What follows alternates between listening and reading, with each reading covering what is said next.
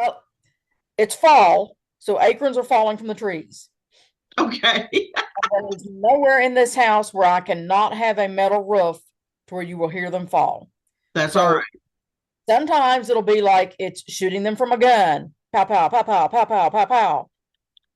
Sometimes it's not. So just to let you know, you may hear that. I don't know if you'll be able to hear it or not, but especially since I can't hook these up, you So if might we hear it. feel like we hear gunfire, it's acorns. Yes. It's the squirrel revolution. Yeah. It's the squirrels. They're after us.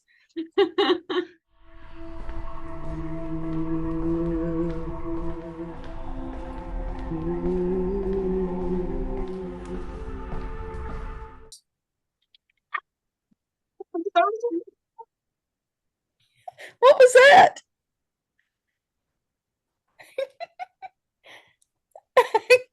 Oh my goodness. Yeah. I'm gonna remove this before I remove my eye. Welcome to Sister Sharpens Sister. My name is Karen. I'm Shalon. And I'm Dalena. Dee Dee. Dee Dee, yes. And this is October, and we're doing like hootie? Haunted, spooky things. I guess I tried to combine those words. And today, let's see, last week, Dalena talked about Louisiana, New Orleans, Myrtle's Plantation. So if you haven't seen it, go back and watch that one. It was really good. And today, I am talking about the fourth most haunted state in America, and that is the state of Ohio. Now, you might be asking, nothing ever happens in Ohio. Why did you pick that? Well, that's where my husband is from. And mine.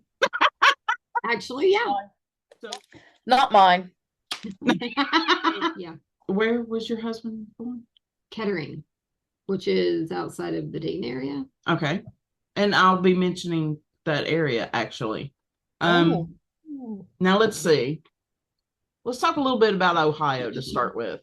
Ohio, let me get down here to the thing, was admitted to the Union as a state of the United States on March the 1st of 1803. And its capital is Columbus. They call themselves the birthplace of aviation, I believe, is one of their things that they have. They're the birthplace, and North Carolina is the first in flight. First in flight. Okay, yeah. I Yeah. get confused about that. I know that Kitty Hawk is in North Carolina. Yeah. And that's where the Wright brothers actually Took flight. 10 yards or something like that. Ohio gets some pretty big tornadoes sometimes. There's a lot of agriculture in Ohio. I know when we would drive out to Tim's family who lived in Xenia, miles of cornfields. Yes. Yeah, it's considered a Midwestern state, and they do have a lot of agriculture. And one of the things that Arnie and I like to do is that we will vacation in Columbus. And, well, we actually stay in Hocking Hills. And it's about an hour drive to Columbus from Hocking Hills because it's cheaper. Right, yeah. To stay down there. Totally. But we like to go up to Columbus and visit the North Market. I mean, that is one of the main things that we do. Mm-hmm. And the North Market is fantastic. They have is it called a flea market when people bring their corn and their beans and stuff like that and sell them in the parking lot. And yeah, it's good stuff. We brought stuff and brought it back. It's not a farmer's market. Farmer's market. Thank you. Well, something started with an F. Flea market is when people come and sell junk. Junk, yes. Sometimes you can find nice junk at those things. Yes, you can. That's absolutely right. Now, my association with Ohio is that I have recently started watching reruns of Hot in Cleveland. Of what? Hot in Cleveland. Oh, is that the one with Betty White? Yeah, love Betty White. But I really have no connection to Ohio except for through you guys. So that's my personal connection right now. So it's Betty White and Valerie Bertinelli, right? Yeah, and a few other people. The lady that was on the original Frasier, Jane Leaves, that's her name. She's on it. Yeah, okay. Yeah, so it's a funny show. It's just something to occupy my time for about 20, 30 minutes, and then I go to bed. Now my husband was born in Akron and lived in a place called Cuyahoga Falls. Cuyahoga. Yes. Well, it's an Indian name. Yes, it is. So when I started looking up stuff, I started looking up Haunted Ohio and came up on a website, CincinnatiGhosts.com, who have a blog post called Top 10 Haunted Places in Ohio. Now, the first one that I want to mention is called the Moonville Tunnel. And I'm going to put a picture in at this point because Arnie and I have actually been to this place. It's pretty. Yeah. It's not too far. It's not too far from where we were staying. I think we drove about 30 minutes. Oh, it's not bad. Or so. It's in Zaleski. And it has been said, now you know how it is with tunnels and stuff like that. This used to be a train track. And they used to use this tunnel to get from one place to another, obviously, and to haul the coal and everything else that they were doing. But apparently a number of deaths have happened in here by people getting hit with trains and stuff like that. Supposedly, you can hear people walking and you hear knocking, because one of the things that we read when we were there, and it's not on this particular website that I'm looking at right now, one of the things we read said that there had been a cave-in. And some of the people that were digging out the tunnel after it caved in were trapped in it and actually died. And that's why you supposedly hear the knocking. Right. Them trying to get people to get to them. Right. Yeah. But it is on it's on a walking trail. People ride their bicycles and their horses, because when we were there was a lot of horse poop in this tunnel. Good to know. Yeah. And if you take a closer look at the picture, you'll see that it is covered in graffiti. Mm-hmm. And I kind of wish people wouldn't do that. Mm-hmm. But when you walk through the tunnel, you'll see plaques along the side talking about when it was built and who built it and who the engineers were. I mean, it's really cool. I got no spooky vibes whatsoever walking through this tunnel. So it was probably 2 miles that we walked. There's a trail that actually goes from the front of the tunnel, which is the picture that I'm going to show you. You can go right and you go into the woods, but it'll take you up on the top of the mountain above the tunnel. Oh, I bet that's pretty. And you can hike up there. Yeah, it was beautiful. Mm-hmm. And the next one that I wanted to mention, it's something called the Patterson Tower, and it's in Kettering, Ohio. Now, the Patterson, Karen talks, take two. The Patterson Tower is also known as the Witch's Tower or Frankenstein's Castle. And it is at Hills and Dales Park. And it's called the Patterson Tower because the gentleman that owned the land had a company of some kind, and he would use the land for outings and enjoyment. He would just go there and hike and have picnics and things like that. And he opened it up to the employees of his company. And he built this tower, which very much resembles a medieval castle turret. Yeah, it looks like the tower that you would find Rapunzel in. Yes, it does. And it was used as an overlook, a lookout point. May the 18th of 1967, there was a 16-year-old girl and a 17-year-old boy who had gone to the tower, which was open to the public at the time. Right now it is not.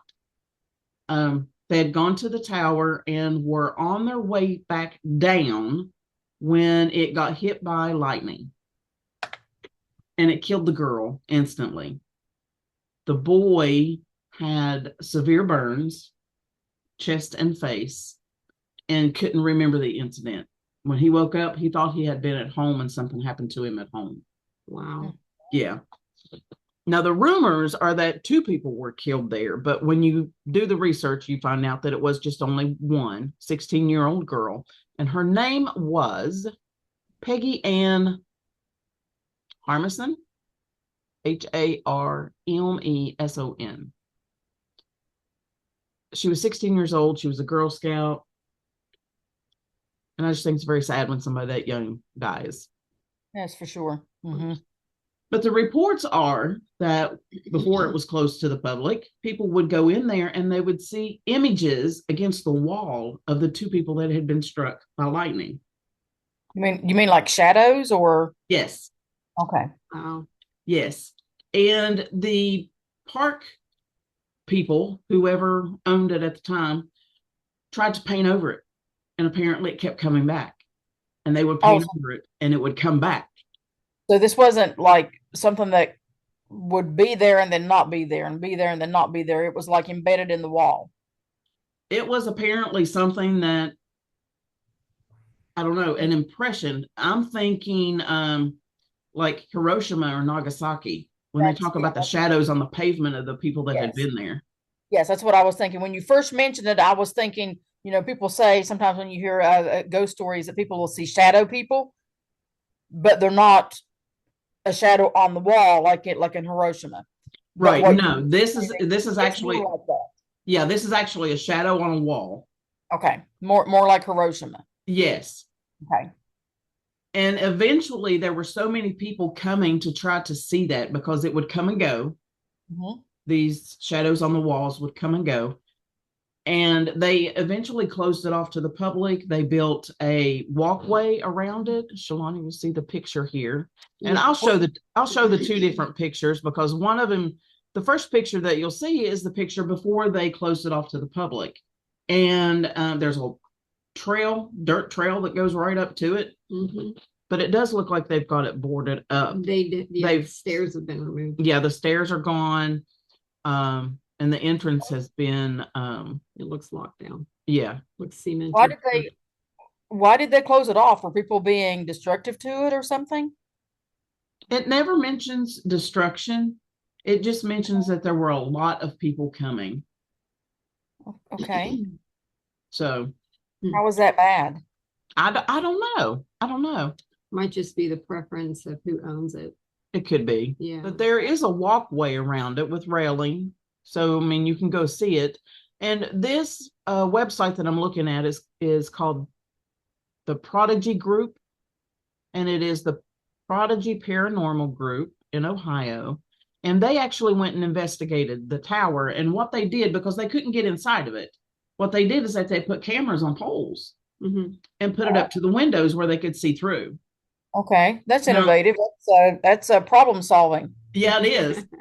Now, it's a very truncated view, obviously. Right. But they said they never experienced anything. And the only thing that they could see was like birds' nests and trash, stuff like that. Yeah. So, but that is the Patterson Tower, or known as the Witch's Tower or Frankenstein's Castle. That's interesting. Kettering, where Tim was born. Where he was born. Now, the next thing that I want to mention, and this has been,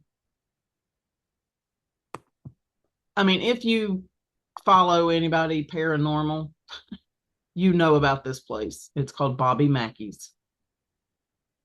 It's in Cincinnati, Ohio. And it has a long and what am I looking at? You are looking at a very bearded and tattooed man in a commercial. Oh my gosh. It's not me. You're not looking at me. No, I'm going to show you what I'm looking at. No, that's the wrong thing to put.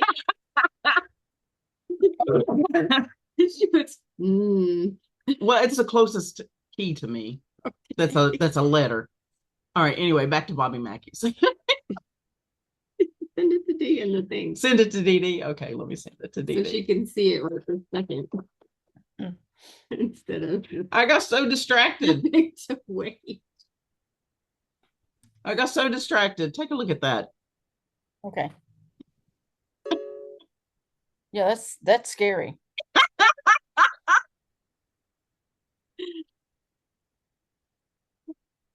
All right.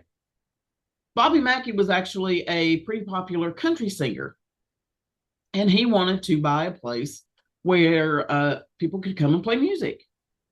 So he bought this place in Cincinnati. It's right up by a railroad track, and he called it Bobby Mackey's Music World.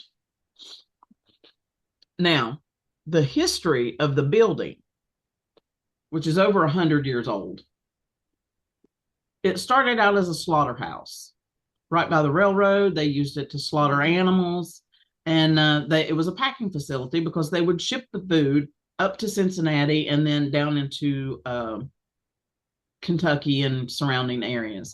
And this links to one of our former episodes of how the railroad created a better diet for the American people. Exactly. Mhm. Oh, I'll have to put that in. That I'll try to put a card in, like Okay. in a corner somewhere. I don't know Yeah. my orientation here, so Listen to that episode. It'll be somewhere. it'll be somewhere up there. Now, when it was a slaughterhouse, they called it a well in this article. It's not what I would call it, because they used it for the blood and the organs of the animals that they were slaughtering. Right. And they pitched everything in there. And some researchers speculate that after the slaughterhouse was closed in the 1890s, that there were cults that would come in, satanic in nature, because of all the blood and the guts that were there in the basement, and they used it for rituals and stuff like that. So in 1896, there was a murder of a young girl by the name of Pearl Bryan. She was 22, from a small town in Indiana called Greencastle. Now, her death made headlines because her body was found in a field without a head.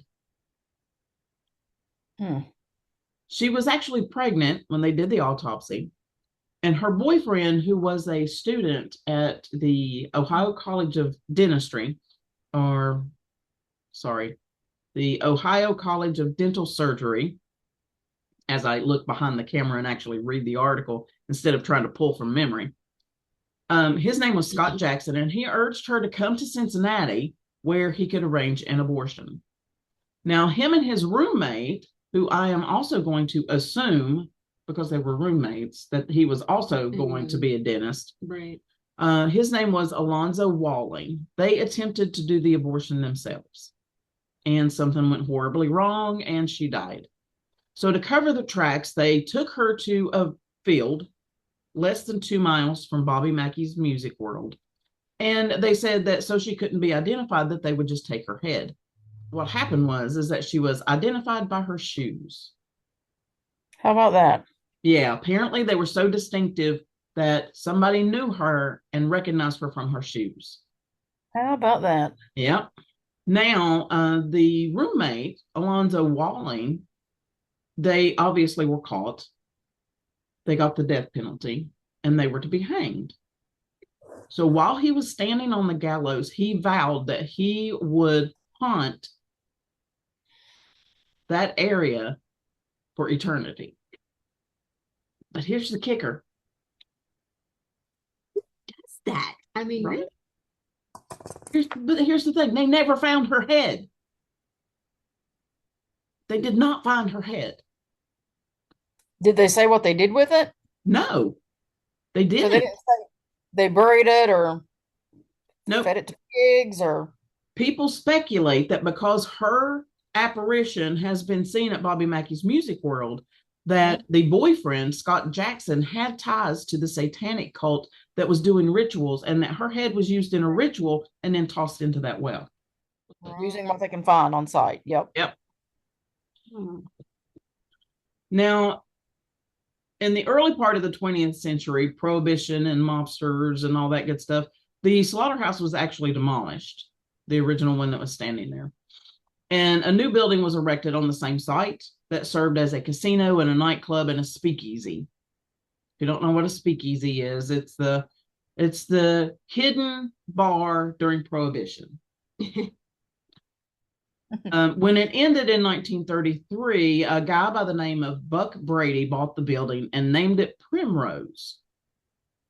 And after more than a decade of successful operation, the casino caught the attention of Cincinnati mobsters who tried to muscle their way into his operation.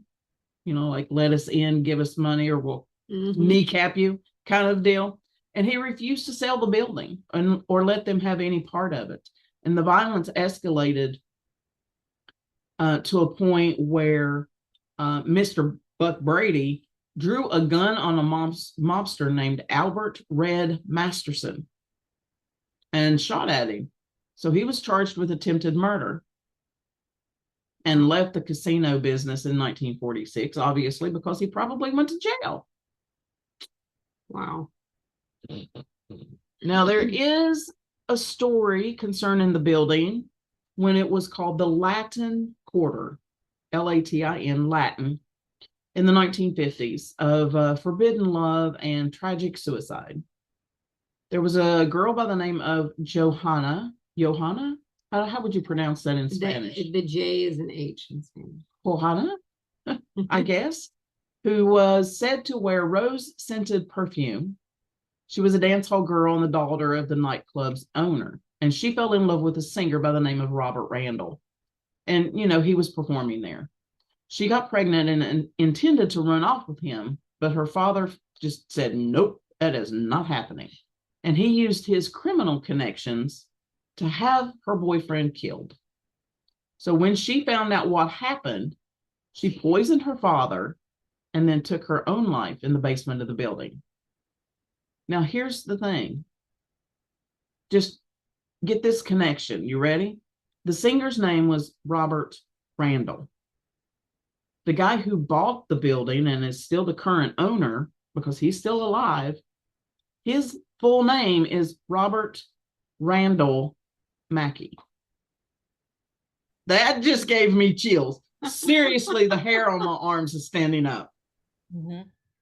So after this forbidden love and all this stuff that happened in the 50s, the building was still operational. In 1978, there had been I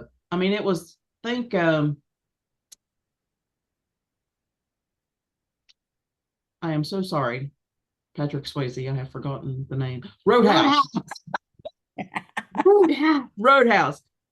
So think about that club that he first comes into where they're like always fighting and breaking stuff. Yeah, that was what had been going on, and the local authorities shut it down. So later that year in 1978 is when Bobby Mackey actually bought it. And he turned it into a music hall and a tavern. And the paranormal stuff has been present since day one, since he moved in. Wow. Stuff has been happening. The owner is skeptical because everything that has been seen or heard, he feels like could be chalked up to other things, like rats or, breezes and stuff like that. Yeah. But he does admit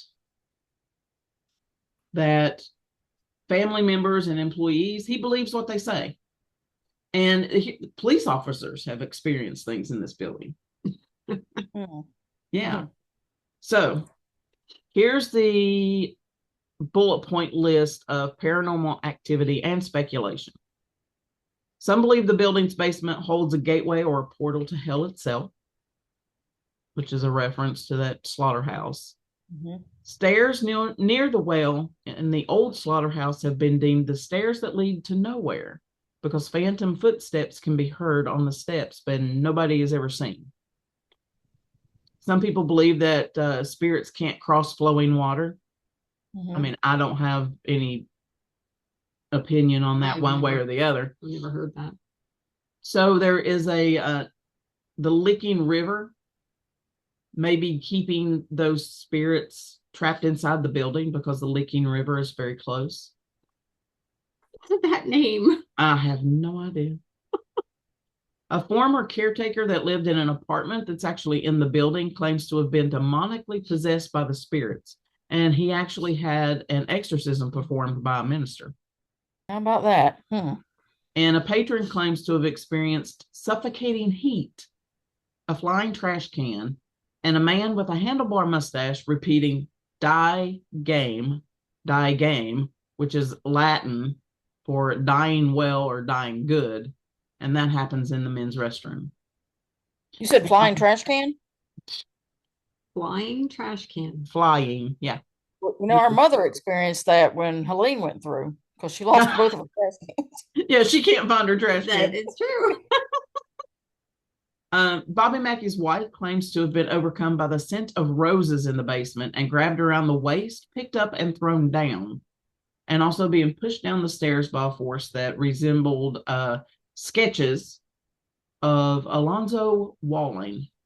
And when that happened, she said he was screaming, "Get out, get out." And she refuses to set foot in the nightclub. Wow. He claims to not be a believer, but he did write a song entitled, you see it? Johanna. Johanna? I don't know. We'd have to listen to the song. I don't know. Joanna. Yeah. Well, yeah. About the young girl that committed suicide in the basement in the 50s. Bobby Mackey, the owner, has a friend by the name of Doug Hensley, who wrote the book Hell's Gate, which connects the events of the past with the hauntings of the present. And historic photos of Pearl Bryan, the girl with where they couldn't find her head. Yeah. Historic photos match witnesses' descriptions of a headless ghost dressed in turn-of-the-century clothing. And photos of Buck Brady also match descriptions of an often seen ghost. Wow. Now, hotspots in the club include the spotlight room, the catwalk over the stage, the well in the basement, the old china room, the platform area near the kitchen. And people also have claimed to see ghosts in a big mirror in the main room. Now, the club manager at the time claims that on several occasions she would go through the club to make sure everything was turned off and everything was locked up so that she could leave for the night. And then a couple hours later, she would see that the bar lights were on and the front doors were unlocked. And even the jukebox would be playing. And guess what? What's that? The jukebox was unplugged and it was playing a song that wasn't even in the jukebox. It was playing the anniversary waltz. See, now that's creepy stuff right there. It's like the scary movies, like the very first, what was it? The very first Freddy Krueger movie. No. Elm Street. Elm Street. Okay. When the girl is sitting on her bed, she's got the phone. It's not a cordless phone. Cell phones didn't exist at the time. And the phone's ripped out of the wall on her bed. It's ringing and she answers it. Yeah. I wouldn't answer that phone. Why? I would not answer that phone. Me neither. The owners closed it in March of 2024, just this year. They have temporarily relocated to a club that was named Mugby's Biker Bar and Restaurant. Okay. Okay. In Florence, Kentucky, which is just like over the river. The building itself is over 100 years old and it would be too expensive to renovate. So they're actually going to tear down the building and build a new one in the same spot. Okay. So stay tuned for, I don't know, whether or not it's still going to be haunted. It'd be interesting to know, wouldn't it? I don't know. I think people are going to be going there to find out. Yeah. I want to talk about Summit County. Why Summit County? Because that's where Akron is. That's where Cuyahoga Falls is. That's where my husband grew up. So I wanted to run through this real quick and then talk about a couple of other things. The Akron Civic Theater is said to be haunted by by a custodian by the name of Fred, and this thing says lifelong custodian. So apparently he worked there until he died. It says he died on the premises. Several people have reported being attacked by Fred after they attempted vandalizing the place. The Carroll Street House is a sorority house from the University of Akron, and my husband actually attended there for a while. A girl is said to have hanged herself in the boiler room, and plates have been thrown and closet doors in the attic fly open and shut by themselves. Was that an acorn? I don't know. I heard it. Was that an acorn? Possibly. I mean, if it's just one, I kind of ignore them. The only time I really notice them these days is if it's several all at once. Right. Yeah. Okay. So, Lockheed Martin. That's familiar. yes. Airplanes. Mm-hmm. Ah, The buildings were formerly Laurel, and they were built in the 1920s as the Goodyear plant that housed blimps and Zeppelins. And side note, my in-laws actually worked for Goodyear. cool. Both of them did. The buildings on the complex are haunted by various spirits, and night shift security guards have reported many unexplainable sights, sounds, and other phenomena. Just outside of Akron is Summit Lake, and it is said that the banks of the lake are haunted by the spirits of children who have drowned there. And for some reason, the ghost of a clown who was burned in a tent alive is also said to haunt the area.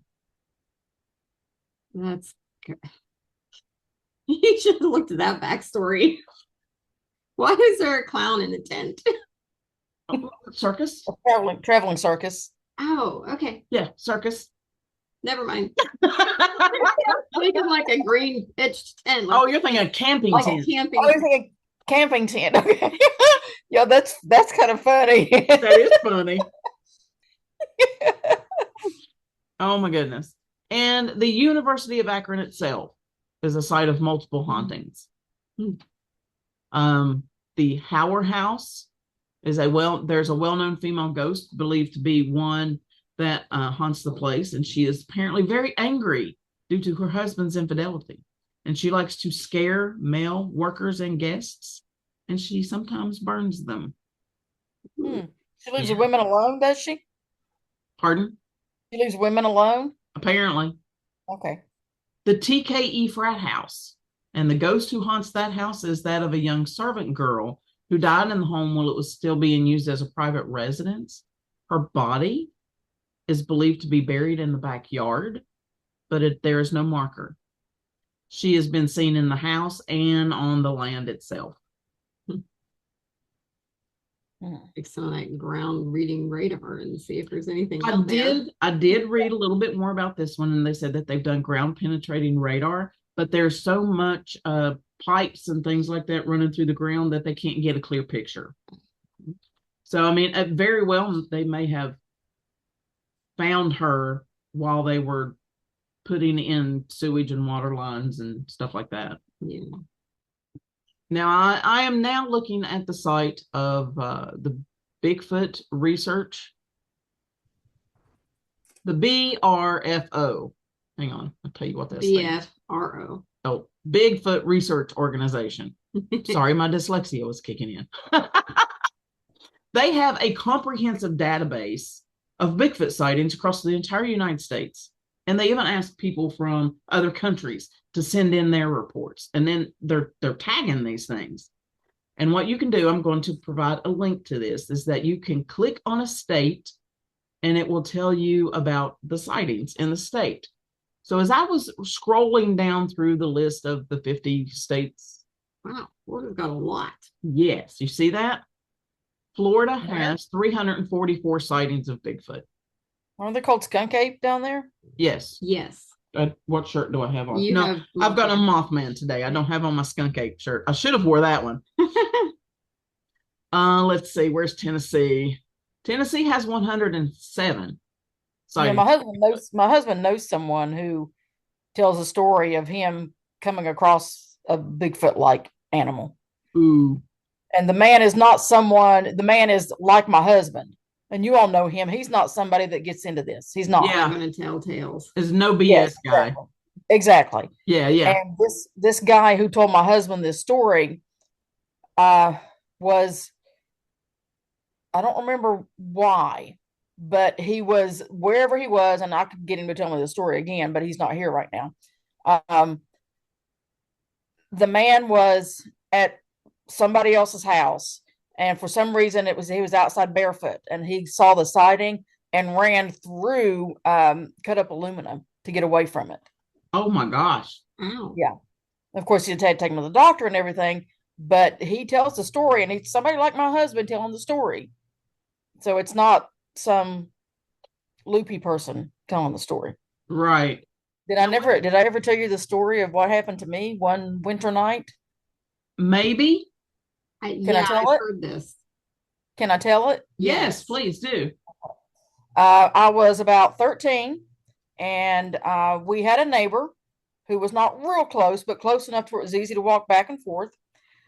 And there was no school the next day because it had snowed, and then there was like a misting rain, and it settled on the snow, and everything froze. So there was no Slick. school the next day. Yes. And so I was walking back home, and in a part of our yard, there's a creek at the end of it.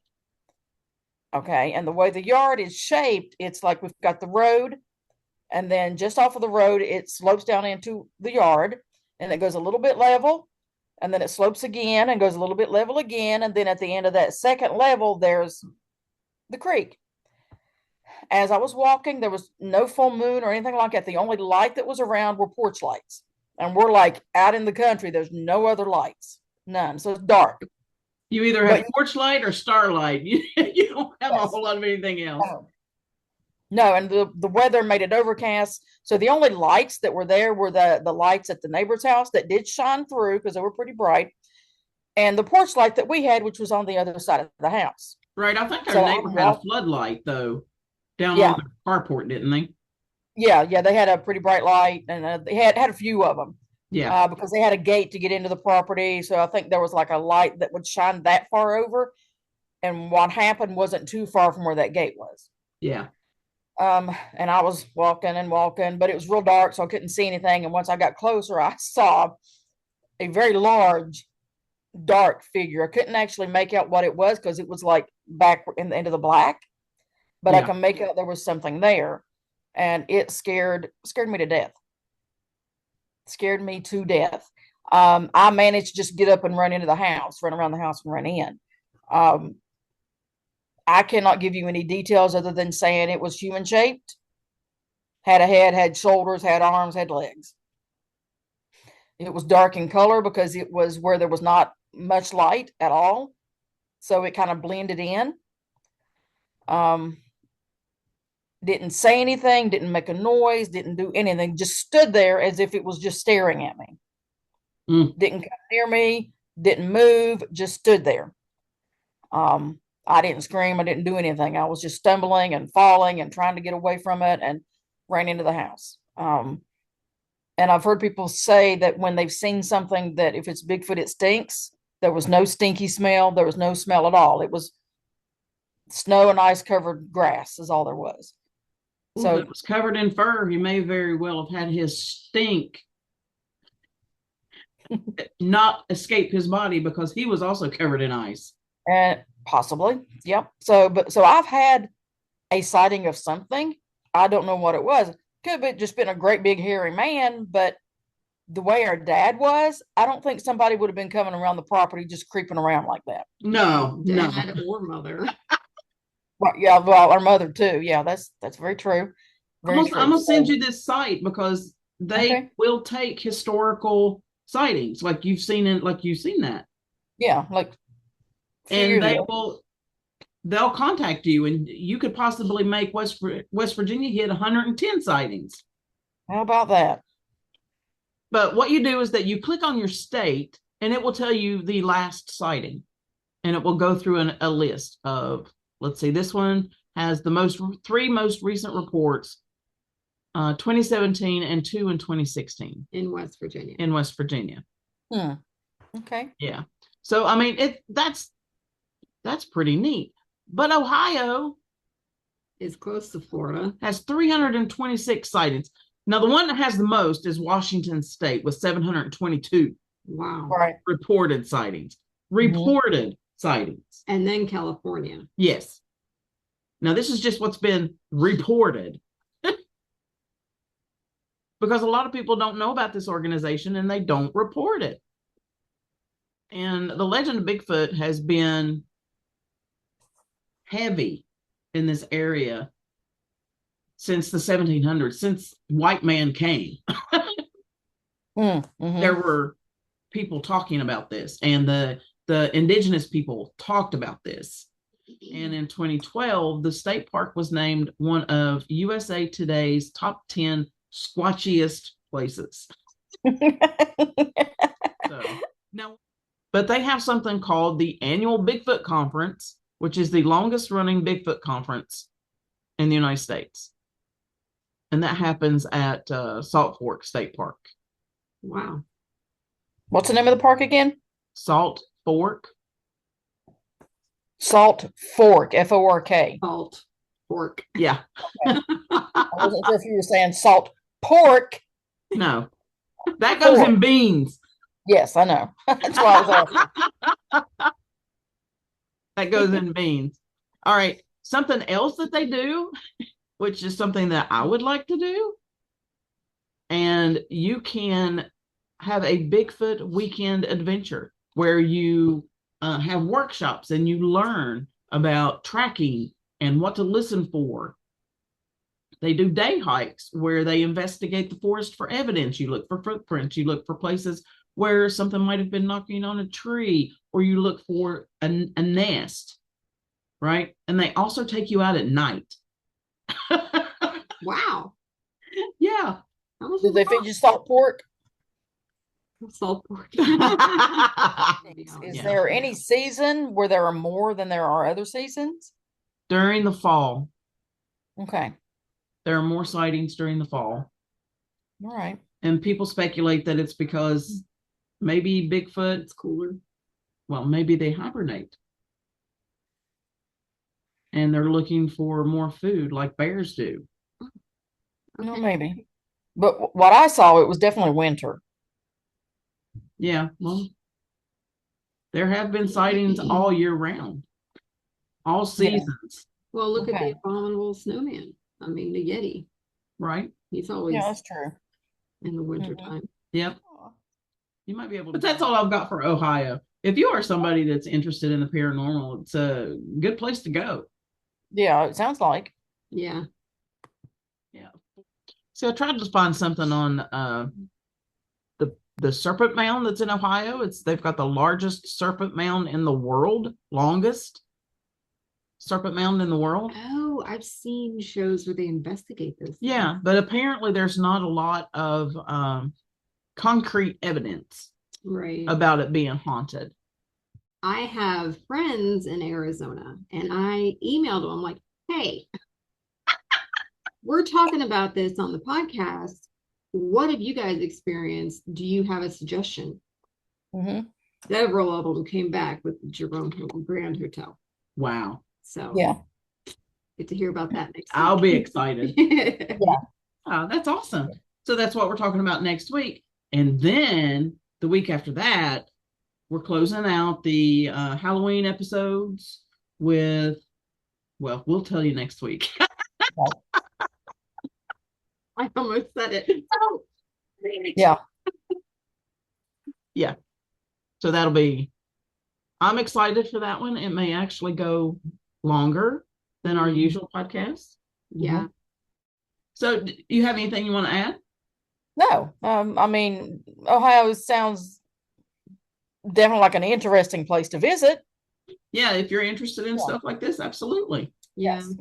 For sure. We have recently watched episodes of Mountain Monsters. Yes, we have. Where they investigate the Ohio Bigfoot and they call him the Grassman. Yep, the Grassman. And they do have quite a compelling video. Yes. On that episode. I wonder It's if we like can find that clip and add it. probably.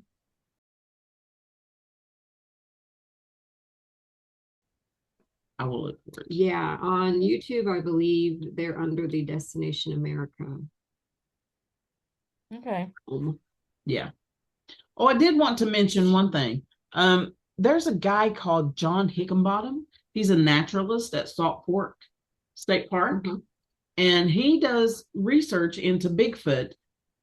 To my knowledge, at the time of this recording, he has never had an experience himself.